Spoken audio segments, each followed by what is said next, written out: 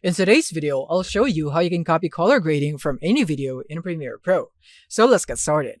So first, we would need to grab our reference video for the color grading. And the place where I recommend that is to go into filmgrab.com right here. And this is where you can get snippets of the movies right here that you can get color grading from. So for example, I'm just gonna go for a cool color grading right here. Let's see if we can find one.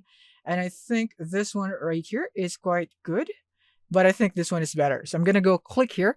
And basically from here is that you want to click on download for this image right here so that we would be able to copy that. Click here on download and it will now be downloaded. And all that's left is to import it into Premiere. All right, now let's go back here into Premiere, and you want to make sure that you put your reference at the beginning of your sequence, just like this one right here. So now we have it here.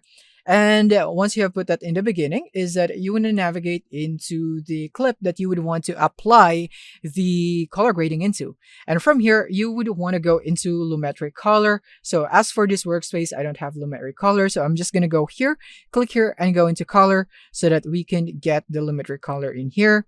But if you don't want to go into this workspace, you can also go for Windows and then lumetri color right there.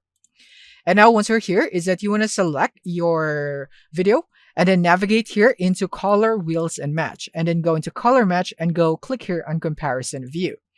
And from here, since this is positioned at the beginning of the sequence right here or in the timeline, it will not be detected here in the left side. So basically here in the left side is your reference and the right side is where the color grading will be applied. So as you can see, if I move this here, it will now not be detected. So it's very important that you place it at the beginning.